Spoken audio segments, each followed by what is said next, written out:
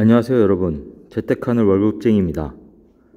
폭발 직전의 화산인가 폭발 후의 화산인가, 궁금증 문의는 아래 메일로 주시기 바랍니다. 모든 투자의 책임은 본인에게 주어지며 본 내용은 투자의 참고자료로만 활용하시기 바랍니다. 네, 오늘은 전국의 아파트 매매 전세 동향이랑 그 아파트 가격의 원인을 주는 인자들, 제가 경제적 자유를 이룰 수 있었던 그 투자 비법이죠. 선행 지표들을 제가 분석을 해드리고 어떻게 데이터들이 움직이고 있고 그래서 주택가격이 어떻게 될 것이다, 그것을 좀 예측을 해드리도록 하겠습니다. 전국 아파트 매매 전주 대비 마이너스 0.13%, 전세 마이너스 0.13%, 서울 매매도 마이너스 0.13% 하락했습니다. 서울 매매 변동률 전주 마이너스 0.19에서 마이너스 0.13%로 하락했죠. 전세가 마이너스 0.17에서 마이너스 0.12로 하락했고, 경기도 마이너스 0.19에서 마이너스 0.17로 경기 매매 변동률도 하락했죠. 전세가 마이너스 0.2에서 마이너스 0.17로 하락했지만 하락폭들은 다 똑같이 줄어들었다. 그래서 여기가 변동률이 0인데 마이너스긴 마이너스지만 하락폭이 계속 줄고 있다. 이러다가 플러스 뚫고 올라가는 거 아니냐, 이렇게 걱정을 하실 겁니다. 그럼 데이터들이 어떻게 움직이는지 좀 판단을 해보도록 하겠습니다. 전국 시도별 아파트 매매 가격 조합 변동률이 가장 큰 곳은 역시나 대구죠. 대구 마이너스 0.25, 그리고 경기, 제주가 마이너스 0.17, 마이너스 0.18로 딜을 이루었습니다. 세종이 마이너스 0.11로, 세종이 요즘 좀 주택 거래가 활발해지면서 좀 상승하는 게 아니냐, 이런 얘기들이 나오고 있는데 좀 전체적으로 한번 보도록 하겠습니다. 그럼 이렇게 아파트 가격이 매매 가격 폭이 변동률이 이렇게 줄어드는데 무엇을 보고 우리가 판단을 해야 되나, 앞으로 어떻게 갈지, 제가 2012년도에 3억의 아파트를 분양을 받아서 2021년 저희가 7월 말에 매도를 했죠. 3억의 분양을 받은 거를 14억 땡땡에 매도를 했습니다. 그래서 11억의 차익을 남겼고, 그 다음에 2019년도에도 이렇게 하락을 했었죠. 하락했다가 이렇게 올라가는 포인트, 제가 이때 추가 아파트 매수를 해서 제가 6억대 매수를 한 게 한때 15억까지 갔다 지금은 11억까지 떨어졌습니다. 그래도 5억의 차익이 있죠. 제가 이런 투자를 어떻게 무엇을 보고 했냐, 여러분들 이것을 보면 여러분들도 감을 잡으실 수 있을 겁니다. 제가 크게 보는 것들이 주택 가격에 영향을 주는 것, 바로 첫 번째가 통화량, 우리가 바로 투자를 할 수 있는 돈이 있냐, 그리고 주택의 실질적인 가치, 주택 구입 부담 지수라든지 PIR, 소득 대비 주택 가격 비율, 또 미분양률이라든지 전세가율, 저는 거래량, 이 6가지를 봅니다. 그래서 일단 사람들이 아파트를 살 수 있는, 집을 살 수 있는 돈이 충분한가를 나타내는 것은 바로 시장에 돈이 많이 풀려야 되는데, 그것을 나타내는 게 바로 이 M1 나누기 M2의 데이터입니다. M1은 협의에 통하고 M2가 광의에 통한데, M1이 많다는 것은 바로 아파트를 살 수 있는 돈이 시장에 많이 풀렸다는, 유동성이 높다는 것을 나타냅니다.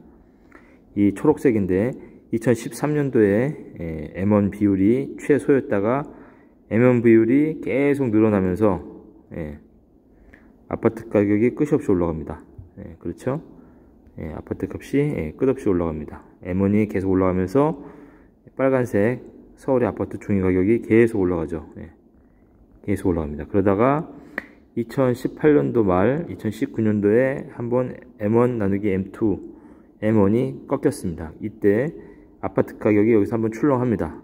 그랬다 꺾였다가 다시 M&A는 코로나 유동성 때문에 확 풀리면서 이 빨간색이 아파트 가격이죠. 아파트 값이 다시 껑충 올라갑니다. 그렇죠? 그랬다가 다시 가격이 너무 많이 올라갔고 리스크가 있기 때문에 금리를 올리면서 M1 비율이 정체되어 있다가 다시 떨어지기 시작합니다. 제가 2021년도 10월부터 11월 달에 여러분들에게 분석을 해드릴 때 이런 시기가 오고 약 한 1년 정도 이런 시기가 있다가 급격하게 떨어질 거라고 예측을 해드렸죠. 제 방송을 다 보면은 나와 있습니다. 그래서 제 방송을 보고 여러분들이 굉장히 많은 분들이 아파트 구매를 안 했다 이때, 그리고 지금 이때를 기다리고 있다고 해서 저를 직접 만나보고 여러 가지 얘기를 하신 분들도 있고 제 방송에 다 사연이 소개되어 있습니다. 그러면서 M1 비율이 금리가 막 올라가니까 돈이 풀리지가 않죠. 그리고 기타 대출을 강화하는 정책들이 나오면서 돈이 쪼여지니까 M1 비율 유동성이 팍 떨어지면서 아파트 가격도 떨어졌죠. 그리고 전세 가격이 떨어졌습니다. 근데 M1이 떨어진 거 그리고 전세가 떨어진 거 대비해서 매매가가 떨어진 게 작죠.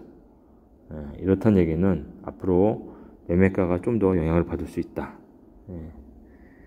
그것을 확대해서 보면 이렇습니다.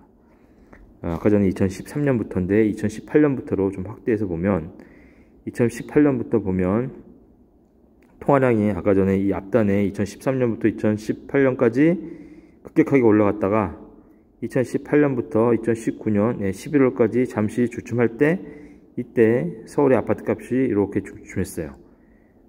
그랬다가 코로나가 터지면서 2020년 1월이죠. 터지면서 이때 유동성이 막 풀리기 시작했죠. 풀리면서 돈이 풀리니까 아파트 값이 끝없이 올라갑니다. 그때 이제 이때 금리가 올라가고 대출 정책이 강화되면서 돈이 묶이니까 M1이 떨어졌고 그에 따라 M1이 떨어지면서 아파트 값이 떨어졌는데 실제 영향을 주는 전세가가 더 많이 떨어졌어요. 그래서 전세가가 떨어진 것에 비해서 아파트 값이 덜 떨어졌기 때문에 지금 아파트 가격이 더 떨어질 소지가 굉장히 다분합니다.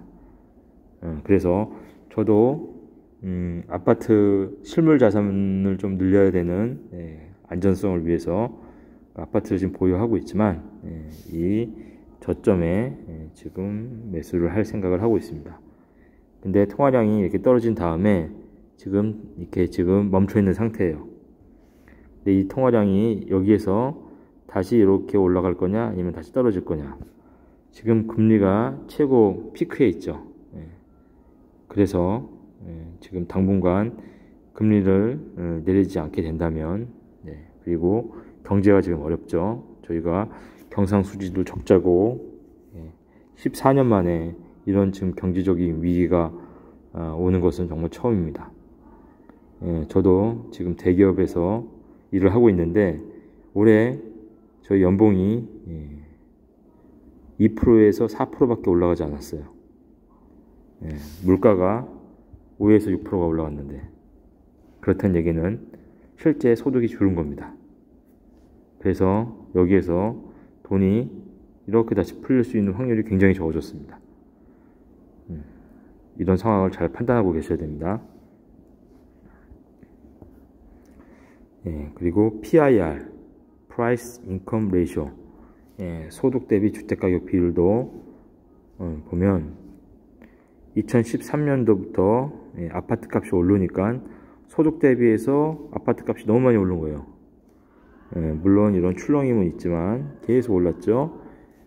그래서 2021년 11월 달에 피크를 치고 지금 떨어졌어요.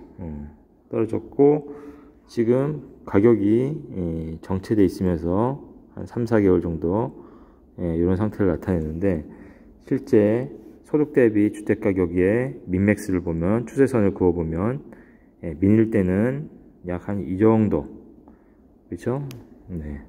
여기가 있기 때문에 그리고 에버리지는 이 정도 그리고 맥스는 이런 선을 가지게 됩니다. 근데 이 맥스에서 지금 에버리지보다 조금 더 떨어졌고 아직 민까지 떨어지려면 여유가 있습니다. 여기에서 경기가 좋고 수출도 잘 되고 돈이 막 풀리고 저금리가 되면 여기서 올라갈 수 있겠죠. 근데 지금 여기 상황이 녹록지가 않은 상황이기 때문에 좀 지켜보셔야 됩니다. 그래서 주택가격도 지금 너무 고평가되어 있고 그리고 미분양도 보면 서울의 미분양이 급격하게 증가했다. 지금 일부 좀 소진이 되긴 했지만 아직도 굉장히 위험한 상황이다. 전국적으로도 지금 약 이제 8만 채 근처로 가고 10만 채까지 조만간 도달할 것으로 예상이 됩니다. 그리고 주택 구입 부담 지수. 주택 구입 부담 지수는 내 소득에서 원리금 상환을 하는 그 비율을 나타내는 데이터입니다. 그 주택 구입 부담 지수가 저희가 한참 대출 받아서 집을 막 살 때 그때 빨간색 선인데 최고 피크였죠. 최고 피크였고 지금 좀 떨어졌습니다. 그렇죠. 좀 떨어졌는데 실제 주택 구입 부담 지수 추세선을 그어보면 이 정도 돼야 됩니다. 아직도 이만큼 약 한 15%에서 20%는 더 떨어져야 됩니다. 그래서 여기 정체되어 있으니까 아파트 가격도 정체가 되어 있죠. 그래서 모든 게 아직 경기가 안 좋고 금리도 높기 때문에 떨어질 소지가 굉장히 다분하다. 지금 막 수출이 잘 돼서 우리나라가 무역 흑자로 돌아서고 연봉도 올라가고 그리고 대출도 낮춰주고 하면은 여기서 바로 다시 이렇게 갈 수 있겠지만 그런 상황이 지금 아닙니다. 이런 큰 맥락을 보고 여러분이 아파트를 본다면 여러분들은 내가 어떻게 해야 될지 판단을 하실 수 있을 것입니다. 그래서 서울 매매 가격이 전주 대비 마이너스 0.13% 하락했다. 하락폭이 이렇게 줄고 있지만 마이너스 0.19, 마이너스 0.26, 마이너스 0.19, 마이너스 0.13 하락폭이 이렇게 줄고 있지만 굉장히 리스크한 포인트에 있다. 그래서 그 데이터들을 봐야 된다. 경기 인천의 매매가도 비슷한 경향입니다. 마이너스 0.26, 마이너스 0.35, 마이너스 0.19, 마이너스 0.17로 하락의 폭은 줄었지만 앞에 선행 지표들 원인을 나타내는 그런 지표들이 굉장히 위험한 순간이다. 전세가격 변동률이 마이너스 0.12%, 서울은 하락을 했고 가장 하락폭이 큰 곳이 구로구입니다. 그리고 경기가 마이너스 0.17, 인천이 마이너스 0.12%입니다. 특히 안성이 마이너스 0.77%로 전세도 전체적으로 마이너스이다. 매수자, 매도자 동향 지수입니다. 서울 29로 매수자는 적고 매도자 문의가 많은 상태입니다. 100을 기준으로 했을 때 100은 여기 위에 있죠. 서울이 29이기 때문에 아직도 갭이 많습니다. 매도자가 많고 30원대에서 횡보를 하고 있기 때문에 아직 매도자만 많은 상태입니다. 5개 광역시도 지금 20원대에서 다 있기 때문에 매도 물량만 많죠. 그래서 당분간 과거 우리가 2017년부터 2021년까지 겪었던 폭등장은 절대 올 수 없습니다. 이런 요행을 절대 바라서는 안 됩니다. 맺은 말입니다. 어느 남자의 이야기입니다. 이분의 어머니는 혼자 살고 계십니다. 허리와 다리가 아파서 거동이 불편하신데도 자식에게 혹시라도 짐이 될까봐 굳고 혼자 사는 것이 편안하시다면서 혼자 지내고 계십니다.